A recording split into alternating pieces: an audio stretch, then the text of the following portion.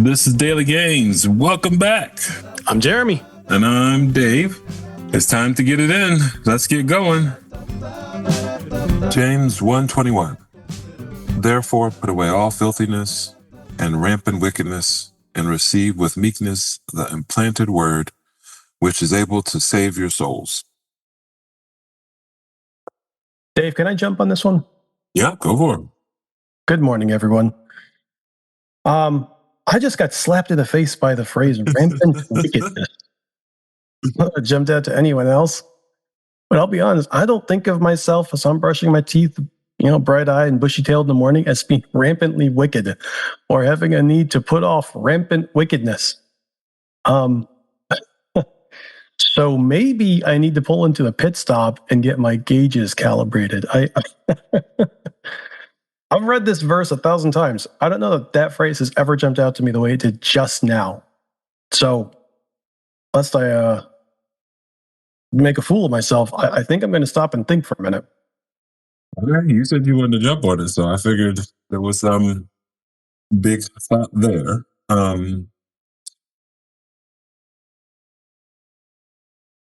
Therefore put away all filthiness and rampant wickedness. I know that there's a play called Wicked that I love, the musical, and I have not seen the movie. I know it's out, but by the time this episode drops, everyone will have seen it, and I'm not pressed to see it because I'm pretty sure it's a half a movie, like every other movie I've seen this year from Spider-Man and everything else. It's to be continued, and I haven't seen it, but I'm pretty sure of that. It is clear from this play/movie, again, I haven't seen it, that you don't know the full story, because often what or how the world wants you to perceive wickedness is often perspective, whereas for God, that's not true.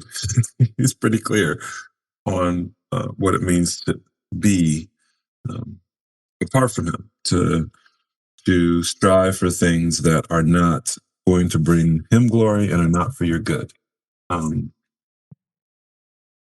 These things are filthy. These things leave their marks on you and on others. They make it so that going before God is not a good idea.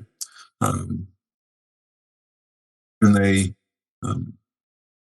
when you're in them, often don't seem to be as bad as they are.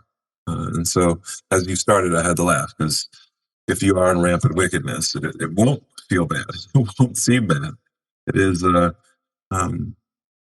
it's the prodigal son about to eat in the trough. Like, there's a whole bunch of levels of foolishness you've gone through before you've gotten to that one. And yet you've missed them all. You've missed all the red lights that you've been running. This text for me screams to me, where is God? Right? Where is God's word, and where are his people? And so it says, receive with meekness the implanted word, which is able to save your souls. The word is one that is designed to bring relationship back between God and his people.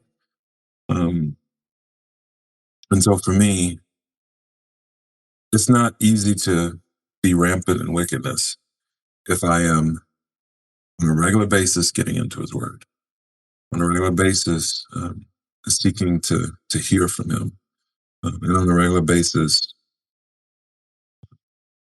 trying to disciple someone, trying to pour into someone. And so that is part of what keeps me in a good place spiritually. Mm-hmm. Even when the physical stuff doesn't seem to be where I want, or even the mindfulness doesn't seem to be where I want, as far as being tempted and other things. If my spirit's in a good place with God, because I'm taking the time to get into the word early in the morning before I do anything else. Well, after I drink water.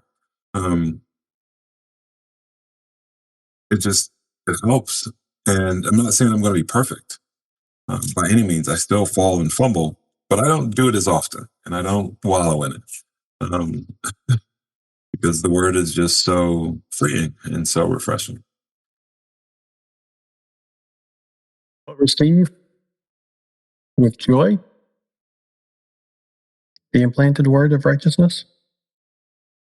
Is that what it says? Receive with meekness the implanted word, the implanted word, which is able to save your souls. Receive with meekness the implanted word. I was going to ask the question, what is the word here? What's the word that James is referring to? But, well, you've just addressed that. I think that your answer is good. I think it's solid. I think there's more that we could explore there. Mm-hmm. But the idea here that I'm chewing on right now is receiving with meekness. And I'm picturing the word, the way that Jesus gave the parable of the sower, where Jesus is speaking and he's talking about how people hear. And he talks about the seed going out and the ground either receiving it or rejecting it. And James here, I think, this has been my personal opinion for really since seminary, I think, that James was really looking at the Sermon on the Mount in his letter here and was going over the things that Jesus talked about in the Sermon on the Mount in, again, sort of a redux, perhaps in more detail, fleshing out more things, making more connections than what Jesus did in those 3 chapters. And so I think about this parable from that passage, unless I'm getting that completely wrong, in which case there's egg all over my face. I'm a big disgrace, kicking my can all over the place. And here's the ground, right? The ground can be tilled. It can be ready to receive that seed. It can be good ground that hasn't been plowed, and the seed just lays there on top and doesn't go down to germinate. And James is saying to us, but receive with meekness, that strength under control, right? That's the idea of meekness. Not that I'm weak. I'm not weak, but I control, I contain my strength for the right purposes. And James says, this word, this is the implication I'm hearing, you may, when you hear this word, want to resist it. You may, in your strength, harden yourself and therefore not receive this word. But if you receive the word, then it brings life. And it's going to be on you, Jeremy, in your rampant wickedness, to look at your own heart and say, is my heart ready to receive? Or am I going to be actively resisting God? Because that's what it's always going to come down to. For the believer, it's always going to come down to this simple question. Am I going to receive what God has said, or am I going to resist his word? That's what it was for Pharaoh. That's what it was for Moses when he was smacking the rock instead of speaking to it. And Jesus gave us the better example. Jesus said, I'm not going to resist his word. I'm going to stand here in the face of temptation, standing on his word. His word is good enough for me. That's a challenge for me this morning. All aspects of it. So I've already run us over time. So I will simply say, that's all I have to say, Dave. Have